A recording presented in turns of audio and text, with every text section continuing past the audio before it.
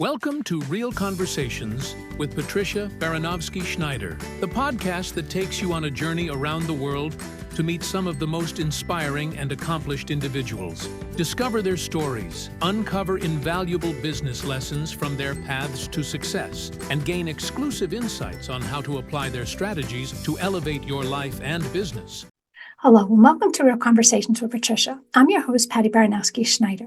Today I'm joined by Gavin Ashley. So welcome, Gavin. Tell us a little bit about yourself. Well, so happy to be here. Thank you for having me. So, my work really started about 15 years ago when I started to really investigate what was the true nature of healing, what was the true nature of our existence in terms of our emotional and physical health. And when I started to, I was going to therapists and doctors and, trying to eat healthy, and the list goes on and on. I realized whether it was a medication or a supplement or some other type of practitioner, I was always sort of hitting up against this wall. And so as I started to investigate that further, I realized that something really exciting started to happen. I realized that everything really came back to our subconscious mind. All right, so we could do all those other things, and some of them are useful and necessary at certain times.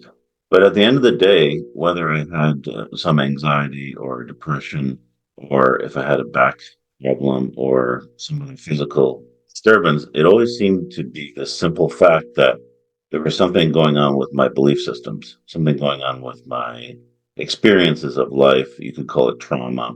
And a lot of it did seem to relate back to between the ages of 0 and 7.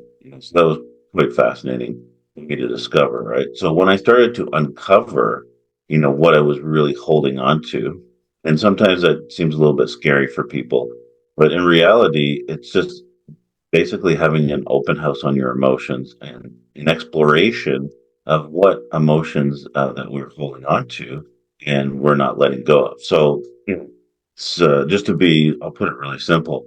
Basically, we're holding on to trapped, stored emotions that are unprocessed. And a lot of times they're in the body. Right? So my work is really centered around, okay, what are we holding on to?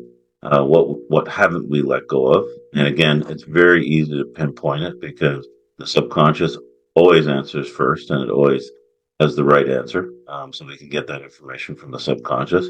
And once we access that information, then we can release it. And that will connect with any type of emotional, physical issue. So once I discovered that, my whole life changed. It was like this transformation from top to bottom. And then I started working with other people and I realized, wow, I can do this for others.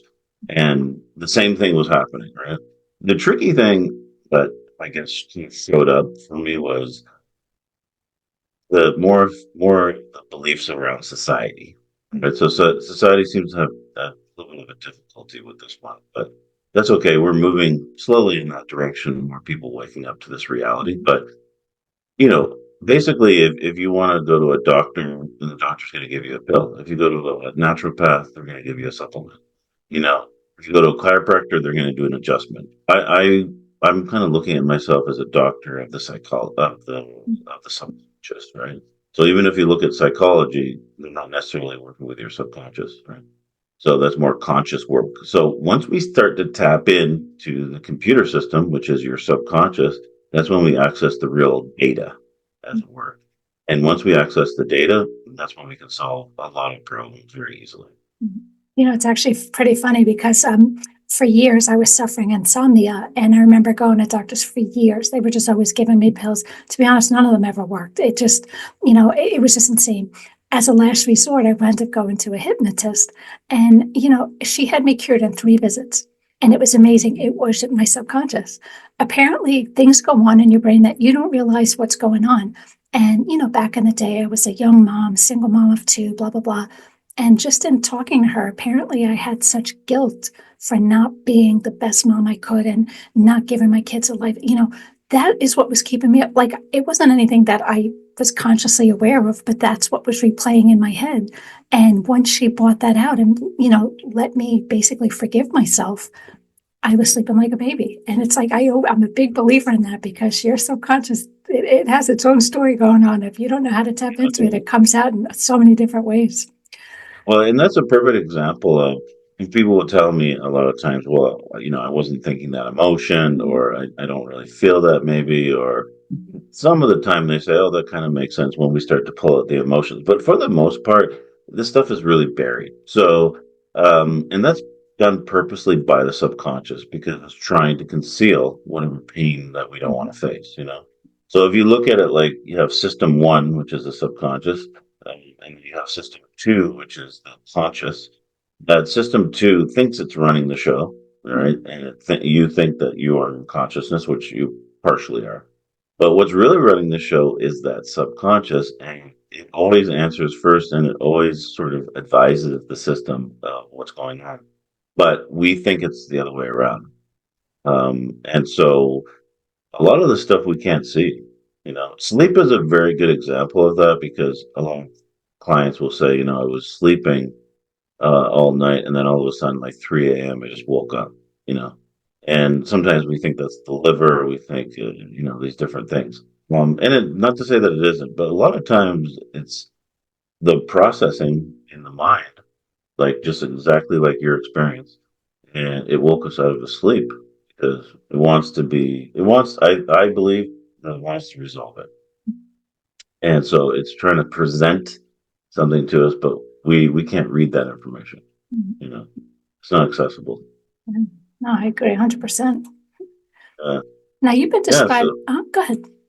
I was just gonna say it's exciting because we don't have to get into the complexity of what we've been told around our health. A lot of Right. people tell me I've been told that my brain is very complex and my body is very complex, and so we get into this another belief system about the complexity of things, and it's actually not that complex. It's just what we haven't processed, Mhm. up until this point. Yeah, I think it is super complex, but it's kind of funny because I was in an accident and, suffered a brain injury.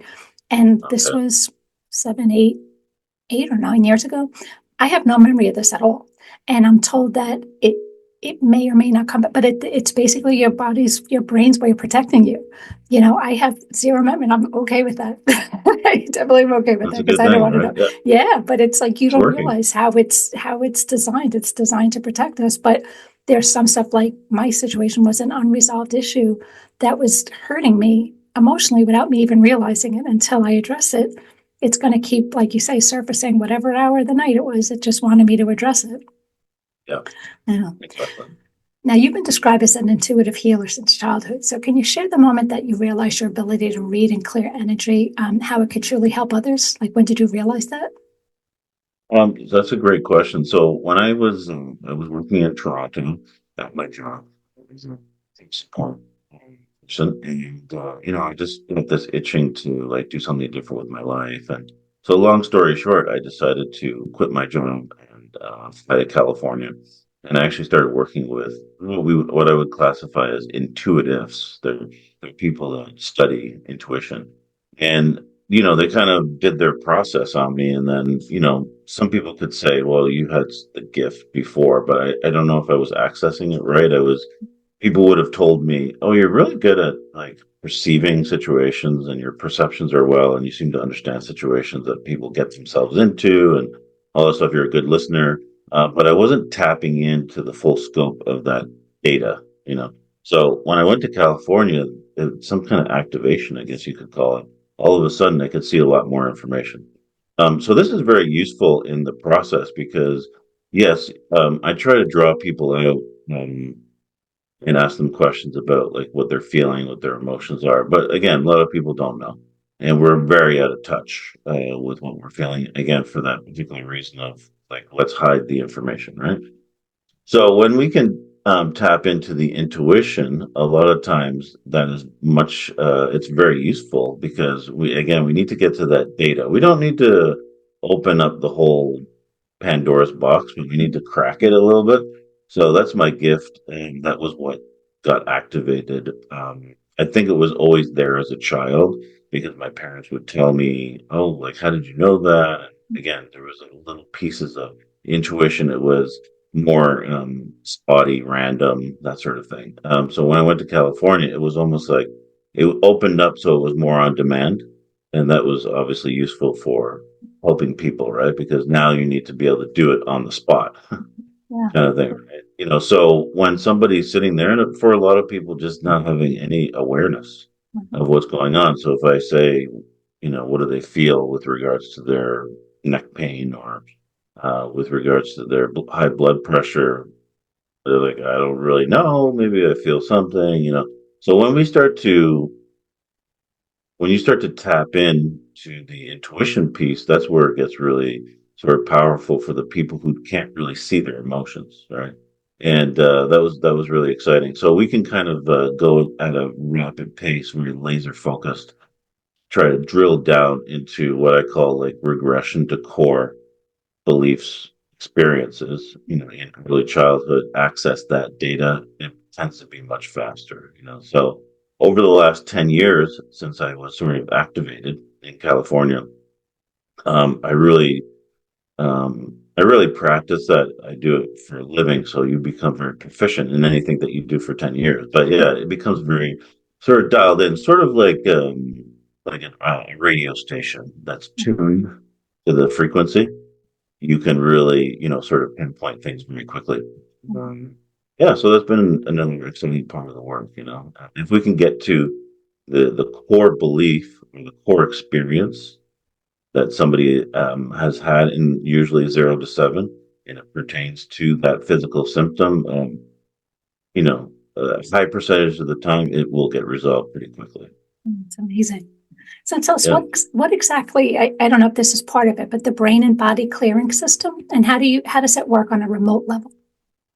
Okay, good question. So essentially what I'm trying to help people understand is this that the body is I like to call it the meat suit.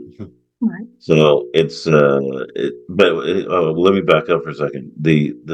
How we've been taught is that the body is somehow separate from the mind. I don't think we were exactly told that, but that's the impression that we get, right? So we'll look at the body as there's something wrong with the body, something wrong with the foot, something, like these headaches are like something physical going on. And so people tell me that all the time. So I just want to be really clear with people. If you have an injury or if something's happened, like an accident, the body might have to go through its natural healing process, which is about 12 weeks or less. If your symptoms exceed 12 weeks, that generally means it's the subconscious, right? But people could have pain for years. They wouldn't necessarily think that that's their subconscious, right? So the mind and body clearing system is to really elevate that understanding to the point where most of our physical symptoms originate in the mind. And if we understand that more and more, even if I go to I call them the health warriors. They might say it's a parasite, or it's mold. Maybe I have lives. I'm not saying that doesn't exist, but there's this overemphasis on the fact that if I have a toxin, or it's the Wi-Fi, that there's some connection with body only, right? And if we can switch that over to there's a connection with the mind, then your whole world kind of like shifts into this other dimension, so to speak. So a classic example would be food. People, if you have a fear of certain foods, and it's very common because we were told this had different poisons or, that carbohydrate is bad, you tend to have a worse experience with food. Sometimes I meet people who don't have any frame of reference around whether food's good or bad, and they tend not to have health problems related to food, or they don't gain weight, or the list goes on and on. So we have to keep I spend my day reminding people of the simple fact that our mind is controlling most of it, and so that mind body connection needs to be established in just your frame of reference to understand like what's really happening with your life, your health. Mhm. That's amazing. I agree with you 100%. Now, Right? you've worked with people around the world without ever meeting the people. So, how do you tap into someone's energy remotely, and how do you ensure it's accurate and effective? Yeah, this is another interesting thing that I discovered. So when I first learned this technique, I was under the impression that I understood energy, but I wasn't quite sure if it stretched beyond the local. area that I was in or like the room that I was in, right? So yeah, initially I was just, working with people locally. And then had an understanding of quantum physics. And quantum physics basically taught me that there was no distance.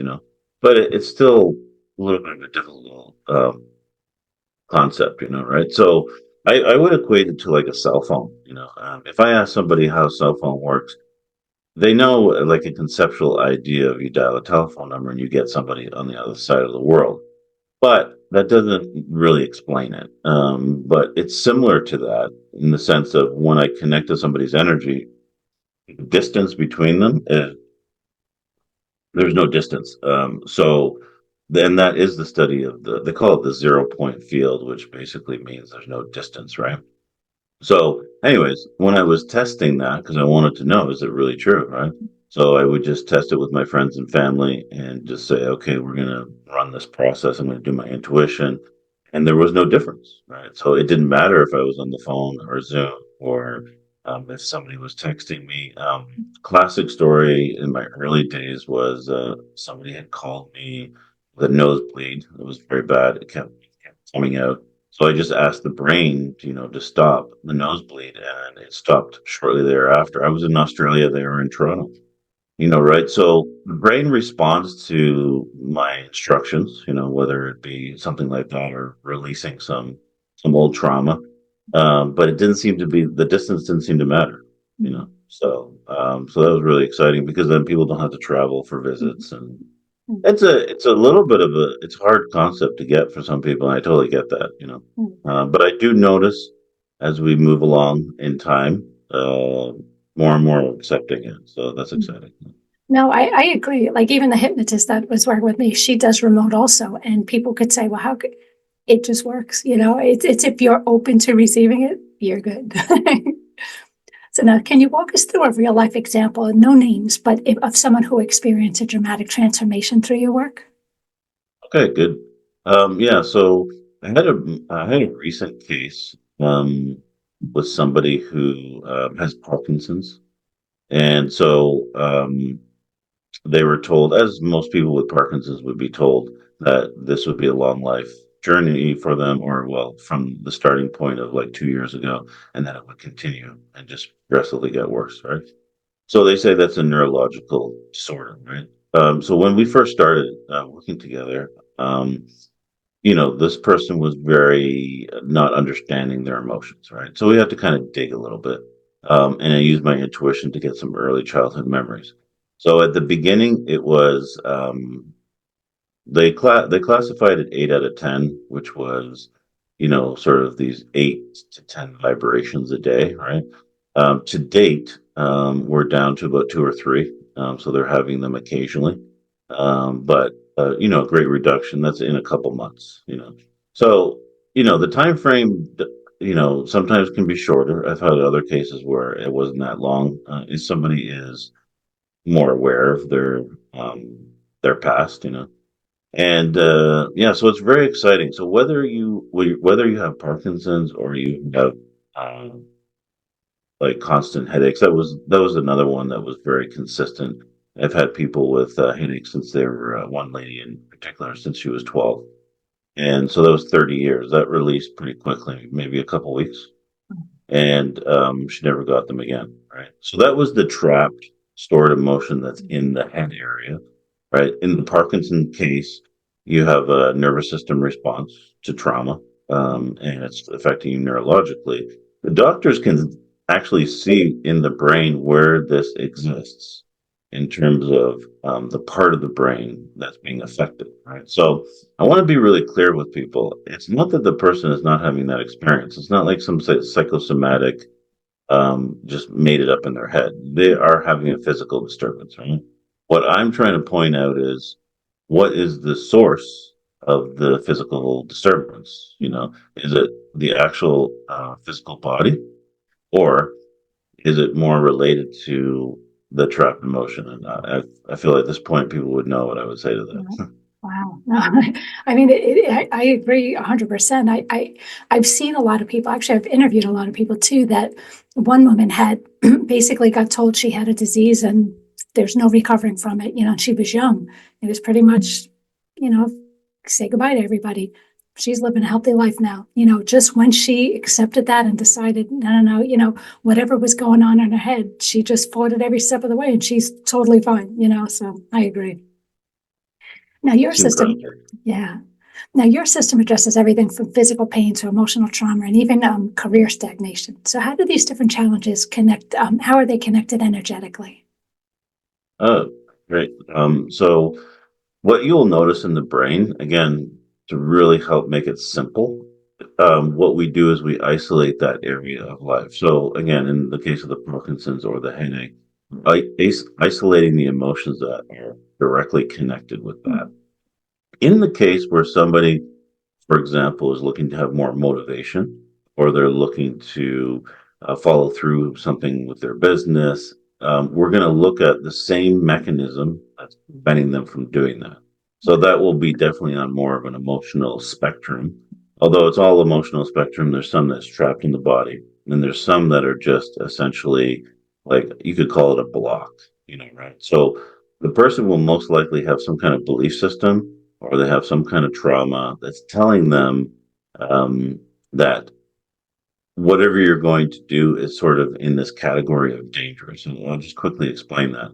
So we have emotions that we might classify as good emotions and negative emotions. I would say all emotions are neutral. They're all good, right?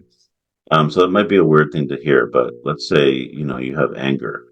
Sometimes, if somebody violates your boundaries, somebody stole your car, I think it's natural to be angry, right? There's nothing wrong with it. Or somebody could be really joyful, but then they could be scared to be joyful because what if the joy goes away, right? So we can take different emotions, whether we see them positive or negative, and we can basically assign them or label them incorrectly in the subconscious as dangerous. Okay.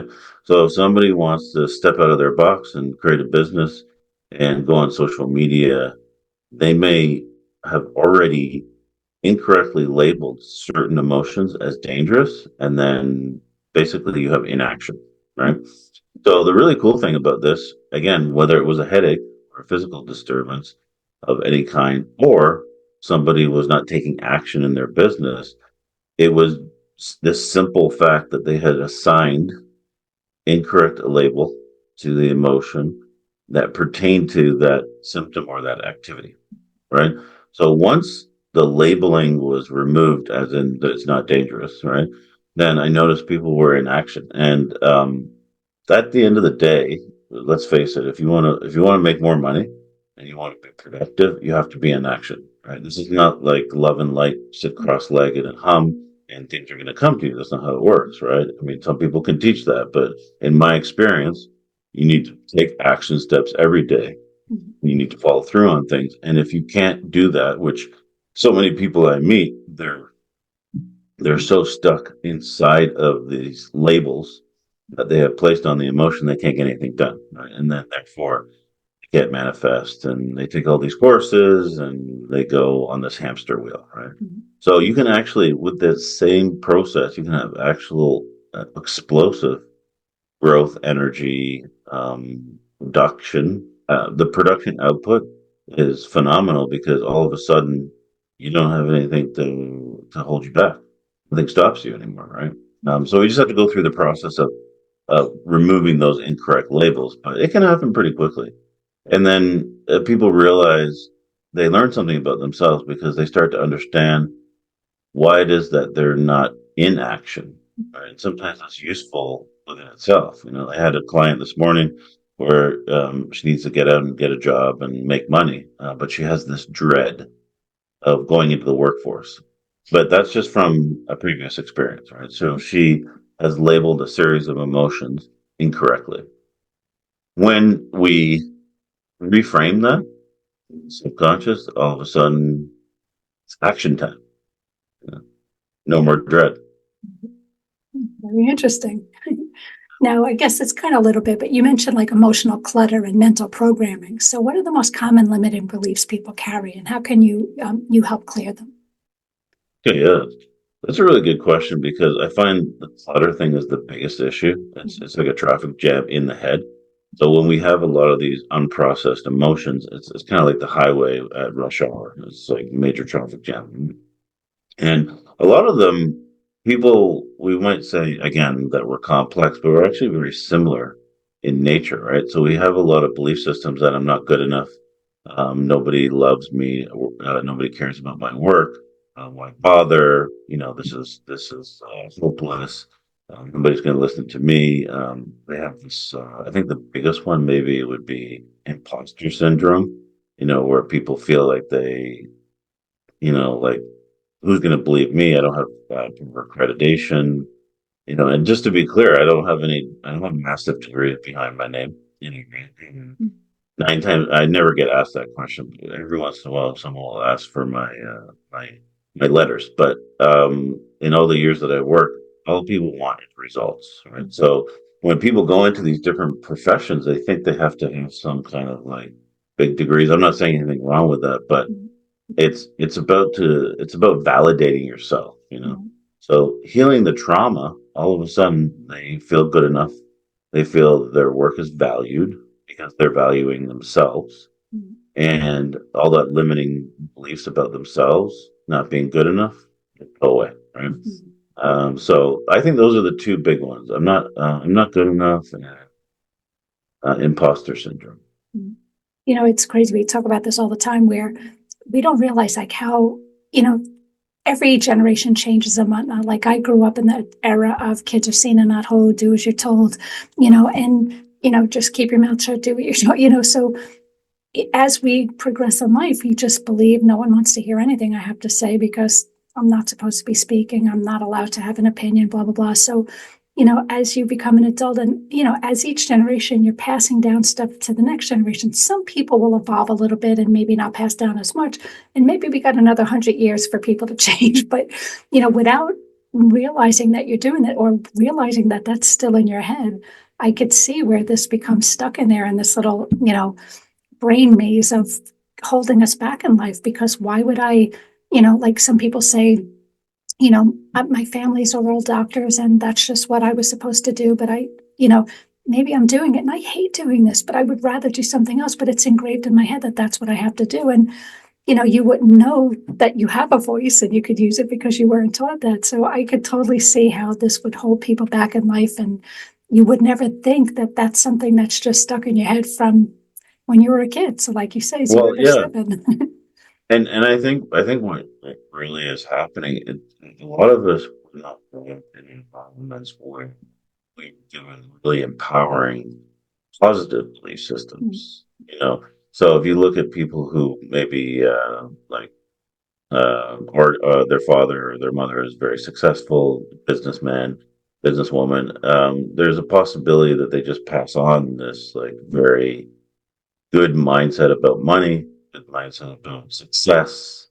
And so for the majority of the population who live in maybe the middle class or below that, it's almost like we get passed on these sort of diabolical mindset, limiting beliefs, right? And so I think we weren't really taught how to think in this like I'm successful and I can make money. Maybe in the schooling system, they just tell you to go get a job, that kind of thing. Right. And you get nothing wrong with that, but it's not super empowering to like this conversation about you can do anything you put your mind to.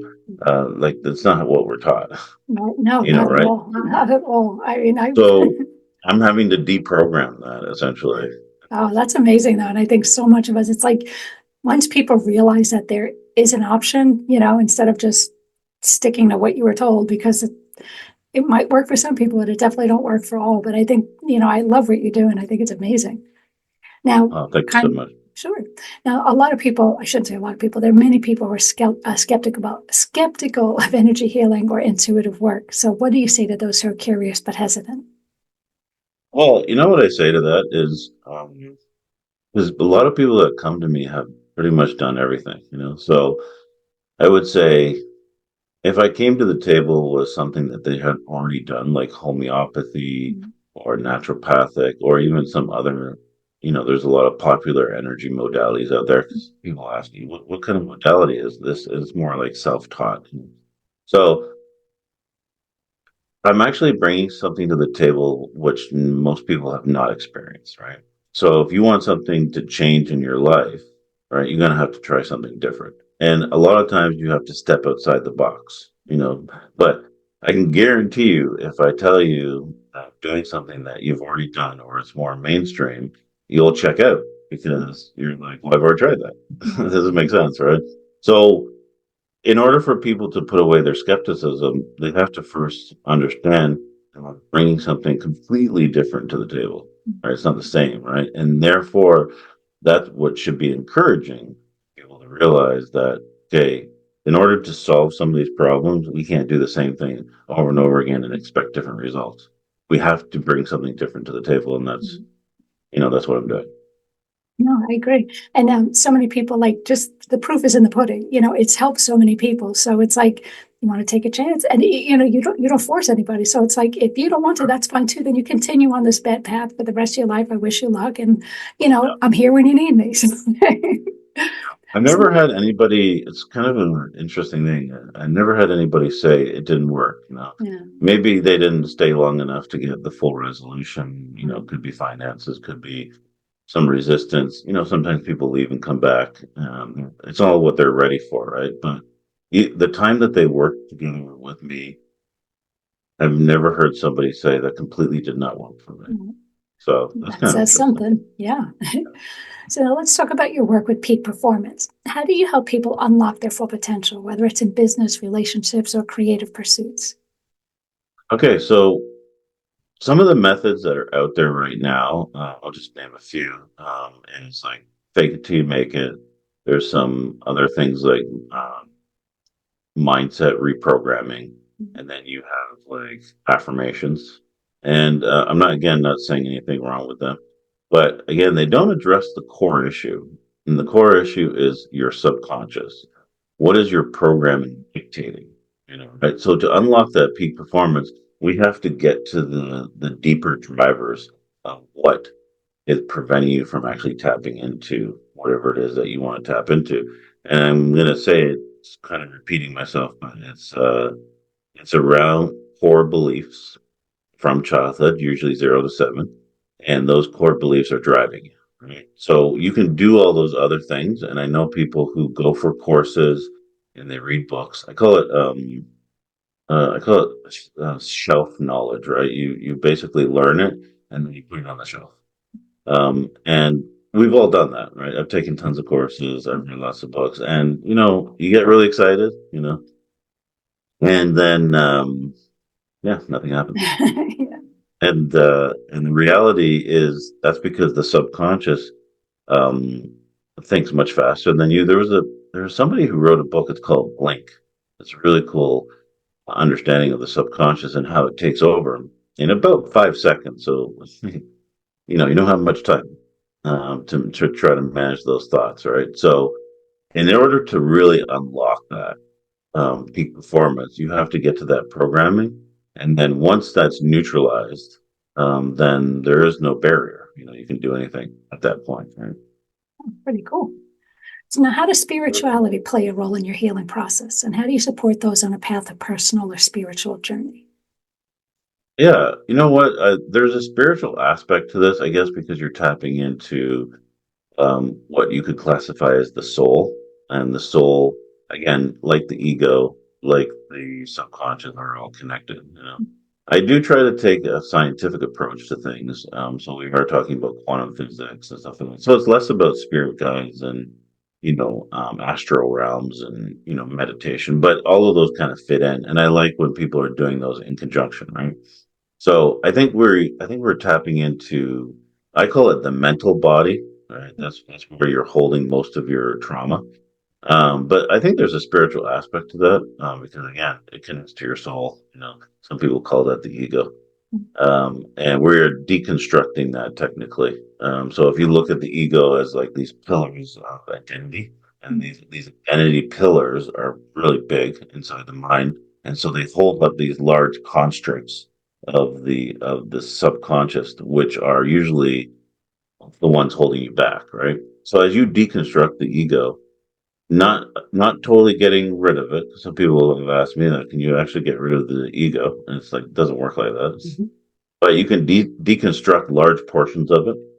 Um, and that, can be seen as a spiritual experience for sure. Kind of like a rebirthing, I would say. Nice. So now for listeners who feel stuck or experiencing, chronic stresses, what's one practical takeaway they can start applying today to begin their own life reboot? Good one. I think the best thing that they can do is they can start recognizing that the real reason why they're either sick or they're not running at peak performance is that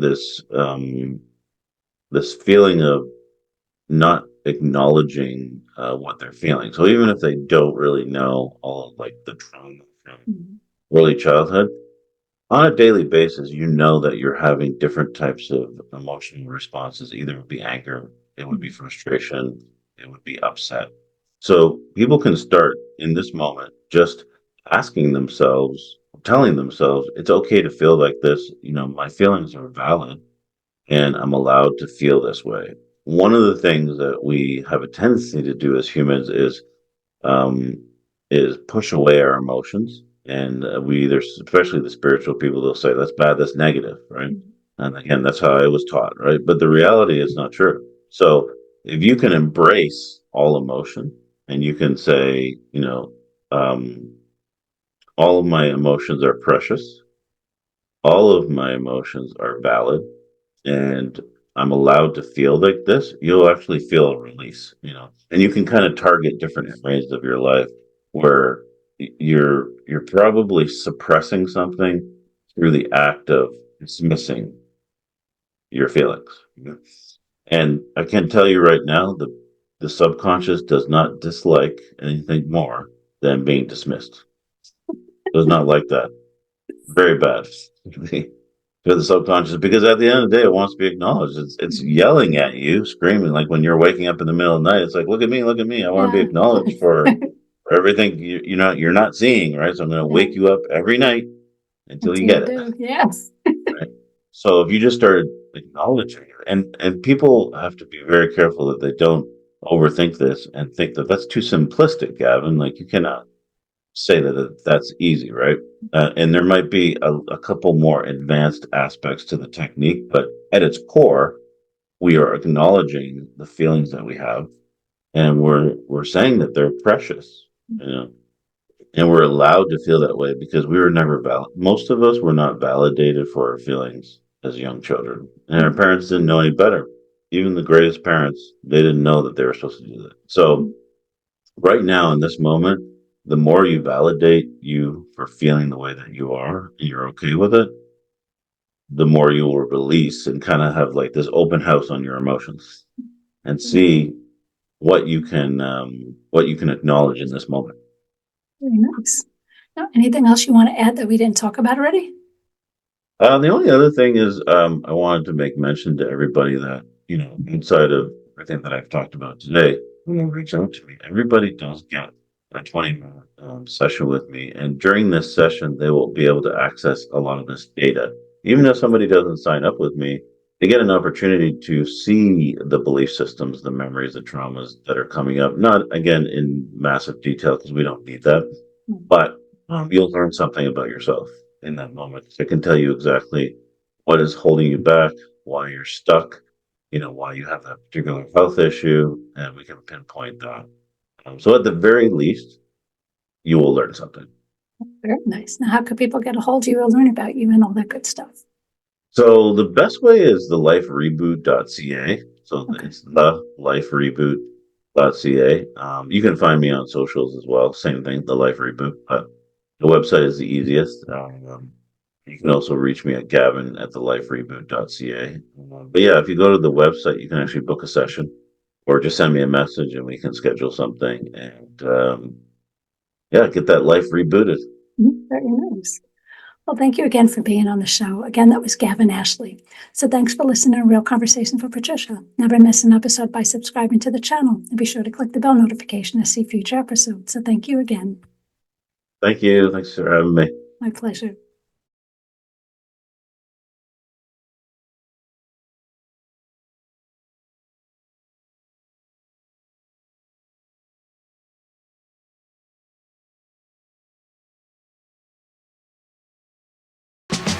Thank you for listening to Real Conversations with Patricia, talking with some of the most brilliant minds on their journey to success and their recommended strategies. Please leave your feedback and visit pristineadvisors.com to get the latest and greatest business advisement on the planet. Feel free to let me know your thoughts, suggestions, and anything else you'd like me to cover. Together, we can make success happen for all.